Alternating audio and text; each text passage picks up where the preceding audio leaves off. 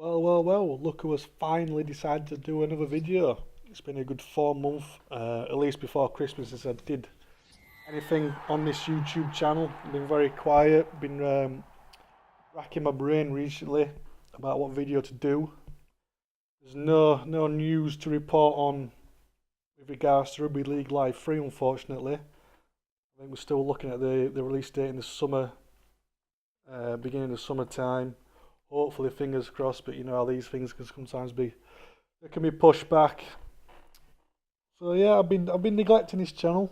I've seen that the sub count is growing every day, which is pretty amazing to see. You guys are commenting on some videos as well, getting into your own little discussions. You're having a go at each other as the NRL season is underway. I can see fans from different teams getting involved. It's always good. Always a good laugh. We call it in England. We call it banter. Taking the piss out of each other. You know it is. It's all good. The game in the background, I've got Keighley versus London. Now on this Keighley, a championship side, which is a league below Super League. The part-time players are semi-pro, and I thought I'm not played for a while. I'll try it and I'll go up against London. So obviously this time was a Super League team. I thought I'll go against London. I should hopefully do alright. That's backfired on me. You'll see as this game progresses. That basically I get bummed. I get dry bummed by the Super League team. First time I've played Rugby League live in I don't know how long, 6 months perhaps. And yeah, I just couldn't tackle. My players just couldn't tackle London and just kept running through. And towards the end, there is also, as always, there is an intercept try for London. A 90 metre, 80 metre maybe, 80-90 metre intercept try, standard. That's what we like to see in this game. We like to see the opposition scoring from intercepts, because obviously that's what happens every single week. Anyway, so back to some news. Big news in Rugby League is that Wigan's own Sam Tompkins is leaving the New Zealand Warriors at the end of this year to come back to England. He's saying he's homesick. I guess one thing you can't say about it is he's not doing it for the money, because there's a hell of a lot more money in Australia, New Zealand, or in the NRL, should I say, at this moment in time than there is in England. Not that when he comes back he's going to be, he's not going to be on the breadline, he's going to be well off. He's saying he's homesick, he's saying he's missed his family. I can kind of understand that. He's at the other side of the world. It's got to be difficult. I mean, obviously it must be a lovely country to live in, a great competition to play in. Sometimes things are more important, I guess, and he decided to come back over. Has he been a success? I don't know why I couldn't say that word. I'm drinking rum and coke at the moment. That could be it. Let me off on that one. I'm not going to start again. I'm not going to redo this. I can't be arsed. It's too late. Has he been a success? Has he been a failure? Has he played alright? I think he's done pretty well from what I've seen, to be honest. He's not set the league alight as I think. Well, maybe the fans thought he would, but I think the backroom staff at the Warriors have probably realised that a kid coming all the way is going to take some time to bed in, and him going home this early, he's not giving himself a chance to really shine. I don't think. I don't think he's shown the guys over there what he can really do. He's a good player. He's very niggly, and he's a bit. You don't really like him as an opposition fan.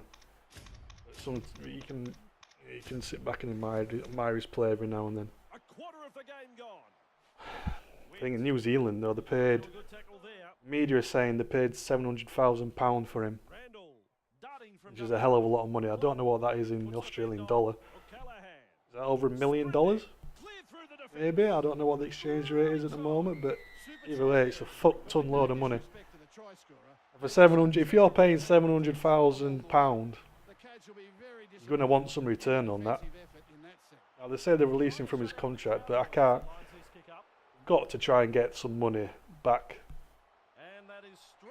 from that, because that is a hell of a lot of money to outlay for a player for 2 years worth. And if you're going to let him go for free, that's bad business, I think. You can't keep someone who doesn't want to be there, but then again, this is a business.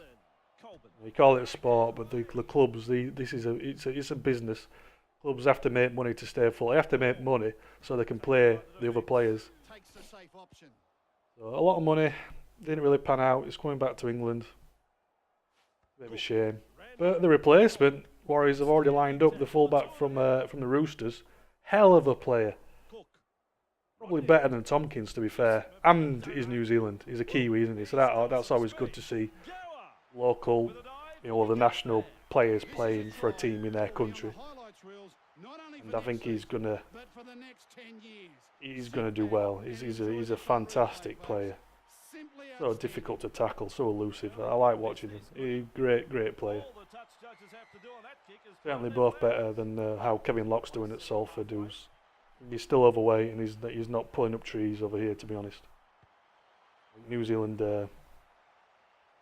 didn't put up much of a fight to keep him, I don't think, and they obviously saw the writings on the wall that something's not quite right with him. It comes into where do we think Tompkins is going to end up? It's probably, going back to England. He says he's definitely going back to Rugby League. He's not going to Rugby Union. Wigan have first refusal on him. I'm guessing it's going to be Wigan. I can't see him playing for anyone else. No, there are other teams that can definitely afford him. But it's where he wants to play, and I think he'll want to play back at Wigan. He'll fit straight back into the team. Most of the players are still there that he played with before. His two brothers are there. I think he'll go to Wigan. But like I said, there is teams in England now who can afford to pay a lot of money for these kind of players. Obviously, the first one that comes to mind is Salford. They've got I think the owner's a billionaire, or close to a billionaire. He's got a lot of money. Not scared. He's pumped a lot of money to Salford. He says he'll pump some more in. They're on a bit of a roll now. Confidence is up. They've won some games. Everyone's happy. They've got the financial clout to offer money for Tompkins, and they can sign him if they wanted to. Whether he wants to go to them or not is a completely different matter, of course. They can certainly afford him. St Helens and Warrington, and Leeds, they'll all be in the hunt as well. They can all afford his wages. But whether they want to move a Wigan boy coming through the Wigan ranks to one of their rivals, can't see it, to be honest. I think my money's going to be on Wigan. I guess the bookies are as well. We do have, however, a player going the other direction. Elliot Whitehead moving from the Catalan Dragons, the French team. He's going over to Canberra. And Whitehead is a fantastic back rower. I think he'll fit straight into Australia. He's one of the best back rowers England's got. I was very surprised he didn't play more for England in the last internationals. I think he had one starting test and he may have come off the bench. I'm just going to have a drink. I think he may have come off the bench, I can't remember. But it was overlooked for Joel Tompkins and Liam Farrell of Wigan. I was surprised by Tompkins because he'd only been back a year, or maybe even 3/4 of a year for Rugby Union. I didn't think he played all that well for Wigan, to be honest. I don't think he played badly, but he certainly didn't play what he played like before he went to Rugby Union. That's what I'm talking again. And that is entirely plausible, entirely acceptable when you consider he'd been out of the game playing Rugby Union and he had to get used to systems again. It was good for Wigan, considering the change, but I don't think he should have played for England. I think Whitehead should have played more. But that's just how it goes, I guess. We don't pick the England team. Steve McNamara does, and he's obviously seen him play, and he went for Tompkins. But yeah, good player. He'll fit in. He's a good defender. He can score tries as well. He's a good try, especially for a second rower. And what he was is, we'll probably see when he comes over, is he scores a hell of a lot of tries for a second row from high kicks. He's very good catching under the high ball. He's very good at putting pressure because he's a big lad on the other fullback. What Catalan and what Bradford did when he played for Bradford, their halfbacks, they would, on the last tackle, instead of doing a big crossfield kick to the wing, which is quite standard, they put a cross kick in, but they'd hang it around the post or just after the posts, kind of, I suppose you could say in the middle between the post and the wing. And Whitehead, he'd hang around there and he'd get the high ball and he'd score, and he scores a lot of tries like that. So I'd expect that to carry on in Australia. They'll have done his homework. They won't have just signed him off the back. They'll have watched him. They'll have done his homework. 25 years old. He's coming into his prime. Big 17 stone second row. He's gonna do really well for Canberra. He's gonna fit into NRL. He could turn out to be one of the best players to go over there, to be honest, if it fulfills his potential. Certainly up there with Gareth Ellis, I think, anyway. Well, that's the rugby talk done. I really don't want to talk about my local team, Wakefield Trinity Wildcats, at the moment. We're on a run of defeats, not looking good. We've got about 82 injuries. They're not training. Well, the coach is saying they're not training because they don't have enough fit players. Struggling to put a team out, and we're getting pumped at the moment. Not that the players aren't trying, but the results are not going our way, and we're getting a lot of points scored against us. The table, we're at the bottom of the table, but the scary thing is I think I was only like minus 200 already, points difference, which is never good. That's enough of that. I don't want to talk about that anymore. I'll just get depressed and no one wants that. What have I been up to then? Especially since Christmas. Last time I spoke to you was Christmas, or just before Christmas. There's been quite a lot of changes at work, I'll be honest. I don't want to get too much into it, but new procedures and new way of working. So it's taken a while to bed in, but I'm getting there. And it's not all bad. It's just a big change, and you know, it is with big changes. It takes a while. So yeah, I had a pretty mad Christmas and New Year. There was a lot of booze drank. There was a lot of parties visited. There was a lot of casinos visited. There was a lot of rum drank.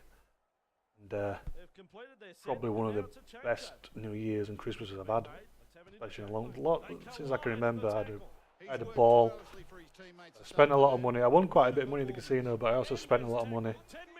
And it took a few days to get over, and then when I came back to work after that, I was I had the post-Christmas blues. I was a bit depressed, a bit moody, didn't want to talk to anyone. There's the intercept on Craig Gower. And yeah, I've sacked Xbox Live off. I've cancelled my subscription. You don't know, I've got an Xbox 360 and a PlayStation 4. And, yeah, I got rid of Xbox Live, so there's certainly not going to be any more online games of Rugby League Live 2. Not that I played any, I never bothered. From past experiences, it was just too laggy and I couldn't stick it. Sacked it off. Just going with the PlayStation 4 now. Got myself some Grand Theft Auto 5 and Battlefield Hardline recently, which I'm enjoying. A lot of fun, especially online. Obviously Battlefield Hardline's all online. GTA. I had GTA 5 on the Xbox, so I decided to buy it on the PS4 as well. Get the heist going. Get me squad online. I'll do some recording, I think. See if we can record some heists and shit that we get up to on Grand Theft Auto. Yeah, I've been playing them. I've been streaming a lot on Twitch as well, actually. Twitch.tv. I'll put a description below the video if anyone's interested in actually hanging out, coming and saying hello and just watching. I'm not very good at games though. It's more for the talking than anything else. But yeah, check it out. Have a look on Twitch. I do enjoy streaming on Twitch. I'll be honest. I don't have many followers because I'm a bit of a loner. No one likes me. The last thing that started happening, I've started getting into poker. That's not from going to the casino. I've not been playing poker in the casino. Christ, I'm not that good. I've just been practicing online, playing for fake money or whatever. I think they call it play money or something, so you just go and practice. I've been playing some sit and go tournaments which I've enjoyed. I've won more than I've lost. Got quite a decent win rate. But again, it's fake money, so it doesn't really count.